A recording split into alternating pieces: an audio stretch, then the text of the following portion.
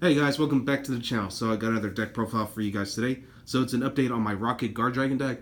Well, technically it's Rokket Dino Guardragon because the Dinosaurs add a little extra layer of protection, especially if you want to go into the Eve Turbo combo, because that's basically what this deck is. It's Eve Turbo, and you generally just use her to start off your Guardragon plays. Like, it gets you access to your World Chalice Guardragon. Just keeps giving you extender pieces. So, yeah. Anyway, I figured I'd show you what I got this time around, and yeah, hopefully you guys will enjoy this. So, not a lot of people are playing the Dragon Link deck as much right now because due to the fact that it's extremely fragile, with cards like Nibiru running around, Dark Ruler no more.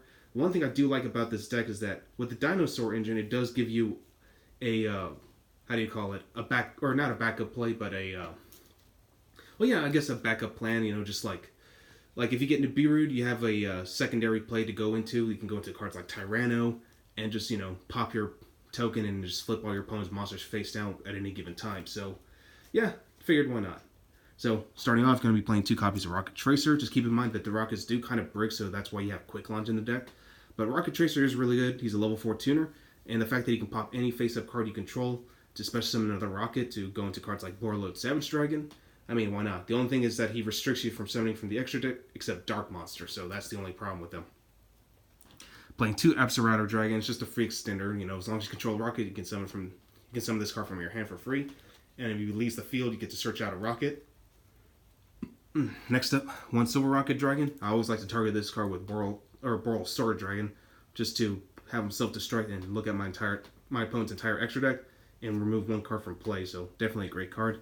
Got 1 Magna Rocket, another level 4, and he sends monsters, like, as long as he's targeted by a Link monster and self-destruct, so definitely a great card.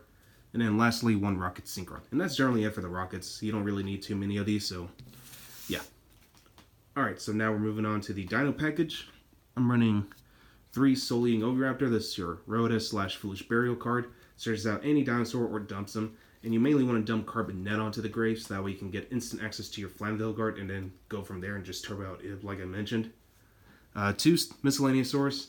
I figured why not, because, I do want to protect my Dinosaurs, and Miscellaneousaurs can also protect yourself from during your own turn and during your opponent's turn, so you can use it defensively as well. So, and one thing I do enjoy about it is that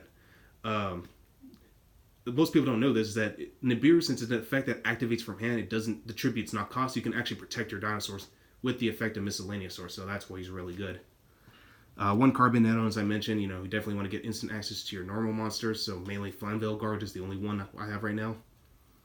1 Jurakeolo, another extender in case like Carbon Net gets ashed. I have Miscellaneousaur as backup just to get instant access to Jurakeolo. And then lastly, Ultimate Conductor Tyranno. Mainly because, like I said, this just gives me a backup play. If something goes wrong with my Guardragon combo, it's easy to search this card out. Soul Eating can bring it out, well, add it to my hand, and I could even dig it out through the effect of Saryuja. So, Ultimate Conductor Tyranno, definitely a great card to have whenever you need it. So, yeah. And also, not to mention that he also gets around the Thunder Dragon. So, yeah, Tyranno, definitely a great card. Alright, so now we're moving on to the remainder of our Dragon package. Got Flamvell Guard, World Chalice Guardragon, Crusader Draco, another free extender. I had to take out Alexandrite Dragon for him just because, I realized that this card is actually really good. Red Eyes Darkness Metal, Tempest, and lastly, Destrudo. And that's generally it. As for hand trips, I'm only running 3, and the ones that matter the most right now, Ash Blossom. That's it. Alright, so that's pretty much it for all my monsters. Let's go and move on to spells and traps. Well, actually just spells because I don't run any traps. Playing 3 Quick Launch, not once per turn, gets you instant access to all your Rockets. So definitely a great card to play. And sometimes I like to set it in case someone sided in Dark Ruler no more. So if I already have like a well fully established board with like Hot Red Dragon Archfiend Abyss, if they play that Dark Ruler no more, I can chain with this card and then chain with Scarlet Red Dragon Archfiend Abyss to cancel out the Dark Ruler no more. Because like I heard that as long as you chain with a spell and trap against Dark Ruler no more, then you can chain with a monster effect. So definitely a great card to just play it defensively as well. 3 Fossil Deck. It's always live in this deck because you always have access to your Oviraptor and your Miscellaneousaur. So Fossil Deck at 3, definitely a great option. 3 Called by the Grave, You don't want to get hand trapped a lot. Ghost Ogre is the one that actually hurts this deck the most, so that's one of the reasons why I'm running Called by the Grave. 2 World Legacy Guardragon. I would run 3. Maybe I could if I bump down Called by the Grave to 2, but for now I feel like 2 is just fine. And just, Freak Centerpiece lets you move your monsters from any monster zone. So, yeah.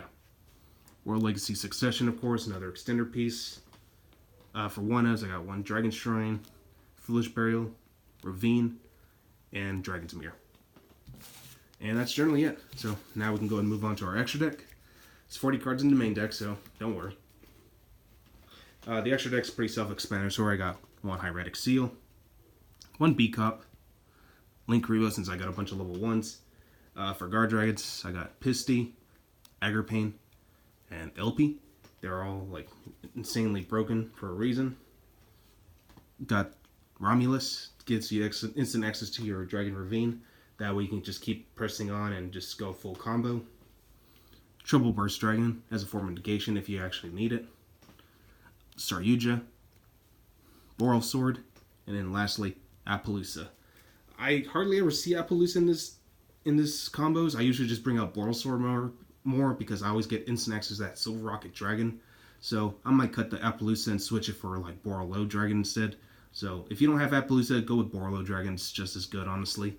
Because honestly, it's really hard to like end with Appaloosa. You're most likely going to end with Sword or Borreload. So that's why it's better just to maybe cut it. Alright, so now we're moving on. So let's go ahead and go with Ib, which is going to be like, she's always going to start off your combo. Gives you instant access to your World Legacy Guardragon or World Legacy Succession. And if she leads the field to the grave, you can special summon that World Chalice Guardragon. Got Heartright Dragon Archfiend Abyss, which you'll always end like, which will be the second part of your combo. Like once you get the Guardragons going, this comes out first, and then the last card you'll always want to end on is Borreload Savage Dragon. And for the Dragon's Mirror target, I'm running Borreload Furious Dragon, which, pops cards, so definitely a great card to run. So, yeah. And it's also a good Super Poly target, too, if you have a mirror match. Alright, so for the side deck, for any Guardragon-based deck, not just Dragon Link, I'm actually running Ghost Reaper because you want to target that LP. LP is actually probably the best one out of the entire combo, so Agripane is really broken. It's really powerful, the fact that it can bring out a monster from the extra deck, but LP is the one that enables this combo, so I think Ghost Reaper Winter Cherry is definitely relevant. I'm running Ghost Sister and Spooky Dogwood just to get the advantage in time rules. So if I go second, I can dump this at any given time and just gain life points. Running my Super Polys on the side, and of course I got Starving Venom Fusion Dragon just to take out that Appaloosa. So yeah. For any back row heavy strategy, because this deck does struggle against back row, I got Twin Twisters, and lastly, Red Reboot. And that's it. Well, hopefully you guys enjoyed this deck. As for any other deck profiles that are coming out, I gotta get a zombie fixed up, and then hopefully I can get my Thunder Dragons out today too, because I'm expecting a couple more orders, and I'm really hoping they'll be in by today. So anyway, I'll go and catch you guys next time around.